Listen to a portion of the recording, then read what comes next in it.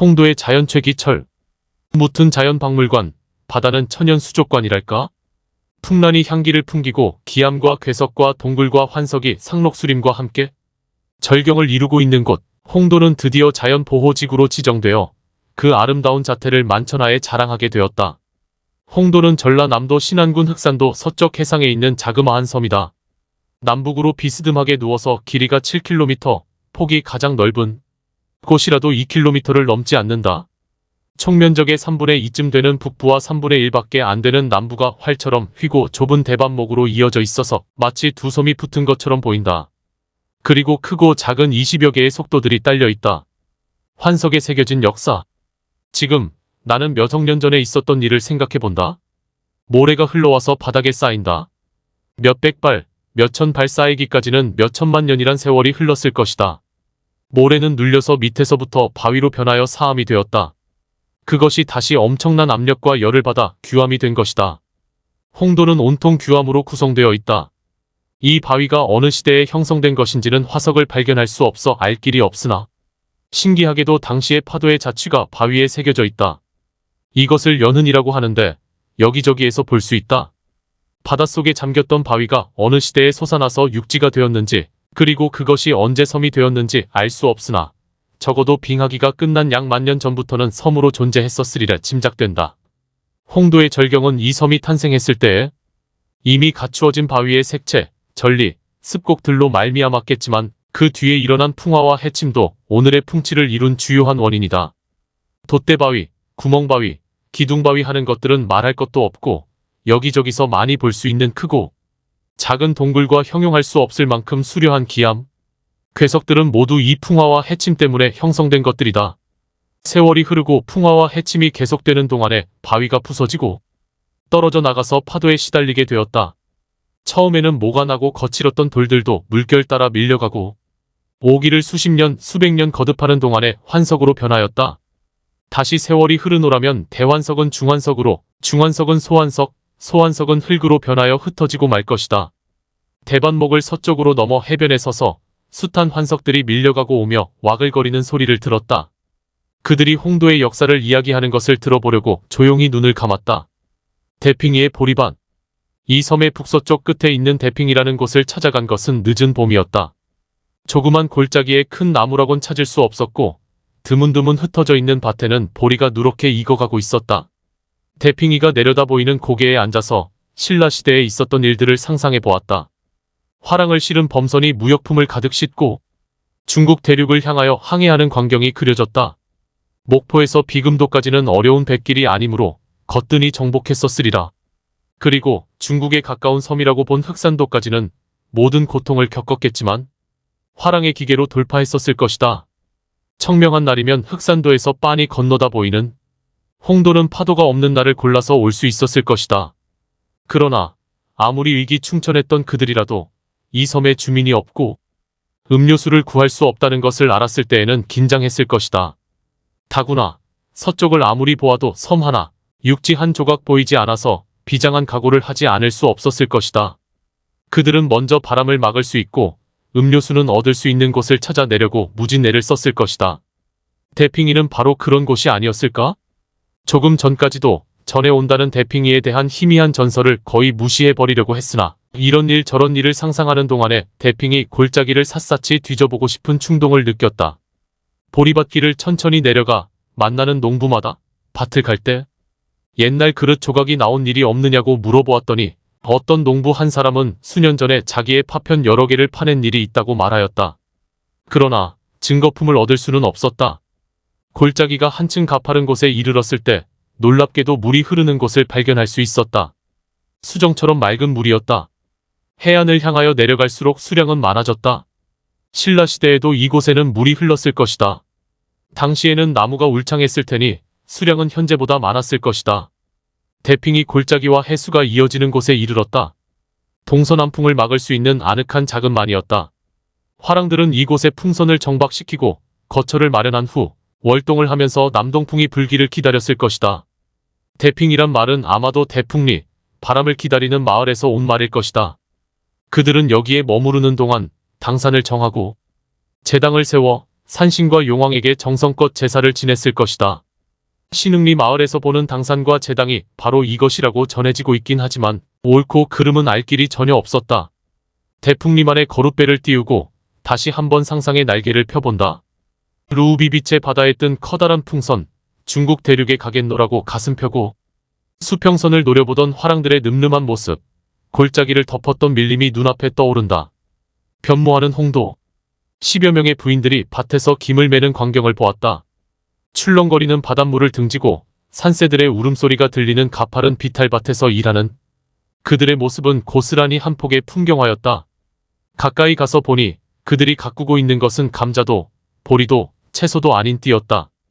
담수가 없어서 벼농사를 할 수 없는 이 섬에서 띠는 지붕을 이는 귀중한 재료다. 띠는 벼보다도 광택이 있어서 가는 새끼로 곱게 얽은 띠 이형의 지붕은 무척 아름다웠다. 앞으로 홍도의 문화가 아무리 발전되더라도 이것만은 영구히 전해졌으면 생각했다. 보춘하는 봄에 피는 난이라 하여 출란이라고 부르기도 한다. 이 출란은 홍도에서는 아주 흔한 식물의 하나이다. 이 섬의 사람은 출란을 비옷이라고도 부르며 이것으로 이형을 엮어서 지붕을 덮기도 하고 해산물을 묻기도 한다. 꽃 피고 새 우는 섬에서 띠와 출란으로 지붕을 덮는 풍류를 지니는 홍도 사람들이 여기에 영원히 살게 하기 위하여 그들의 생활 수준을 높여주고 싶은 생각이 간절했다. 홍도에는 마을이 둘이 있는데 약 1000명의 주민이 살고 있다. 그들은 보리와 감자를 밭에 심지만 그것은 온 섬 사람의 3개월의 식량밖에 안 된다.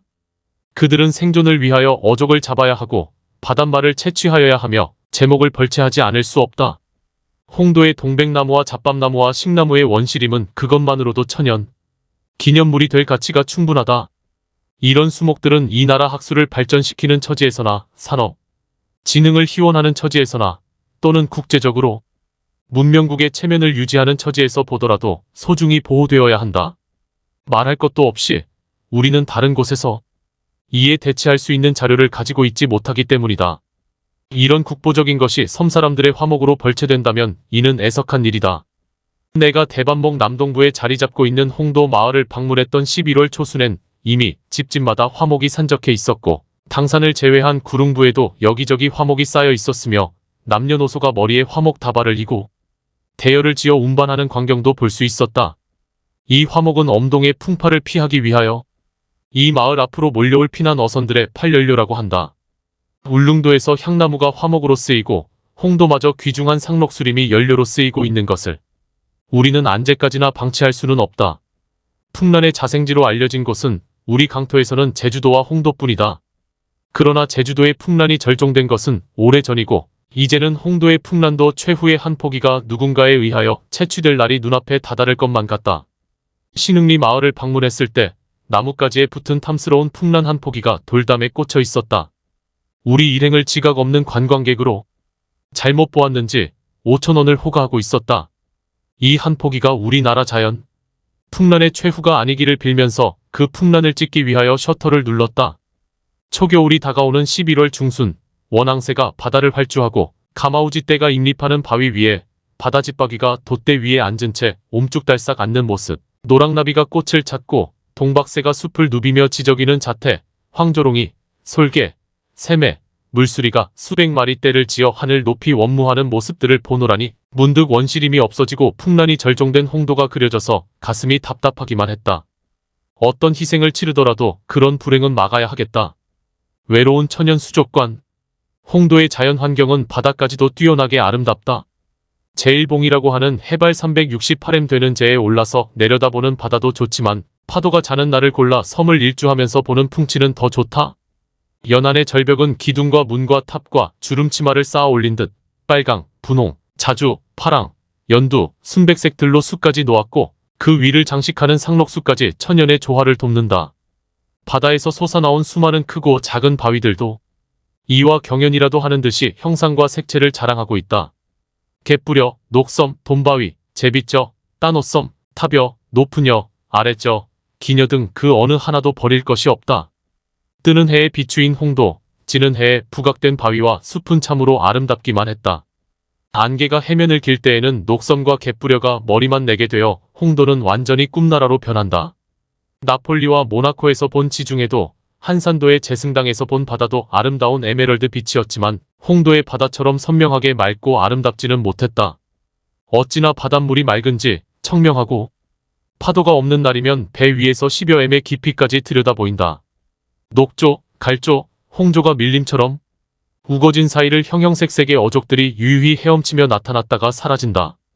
투명체로 된 넓은 도화색의 해파리. 때가 담백광을 내며 조용히 오르내리는 광경도 이채로웠다. 해저에는 불가사리, 해삼, 성게, 전복, 소라들이 붙어서 움직이지 않고 울긋불긋한 산호류까지 바닷말과 함께 밑바닥에 붙어 있어 한결 풍치를 돋운다. 구미 각국의 인공수족관을 꽤 많이 보았지만 이만큼 훌륭한 것은 볼 수 없었다.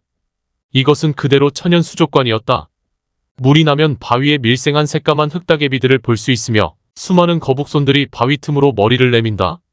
안반의 여기저기에는 조호가 생겨서 각색의 말미잘들이 일시에 화려한 꽃을 피운다.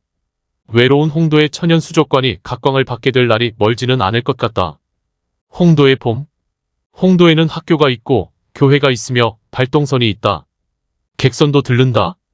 근대 문명이 홍도에 스며들고 있다는 증거이리라. 1964년 11월에 파견된 학술 조사단의 보고에 따라서 정부는 홍도를 자연보호지구로 지정하였다.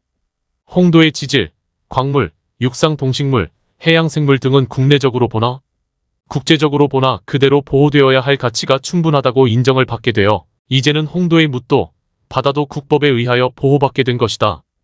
홍도가 황폐화하는 것을 막기 위해서는 인구를 300명 이하로 줄이고 연료를 공급하는 일이 있더라도 귀중한 식물이 남벌되지 않도록 하여야 하겠다. 식량을 대주는 한이 있더라도 더 이상 개간을 허용해서는 안 되겠다. 그리고 생활비의 일부를 보충해주는 일이 있더라도 어족이나 폐류나 해삼이나 전복이나 바닷말을 대상으로 하는 어떤 종류의 어업행위도 홍도 연안에서는 금지되어야 하겠다. 근대 문명의 바람이 세차게 불어오는 이때 이 섬은 어디로 불려갈 것인가를 문득 생각해본다. 고층 건물, 포장도로, 승용차, 쾌속정, 발전소, 공장들이 모두 가까운 장래에 이 섬을 찾아올 것인가?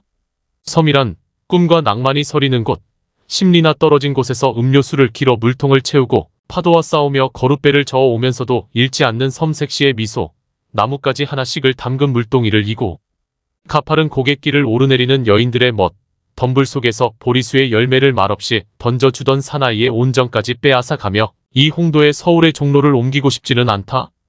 홍도에도 봄은 천천히 다가오고 있다. 신선하고 멋을 아는 사람들이 맞을 수 있는 봄이 오고 있다.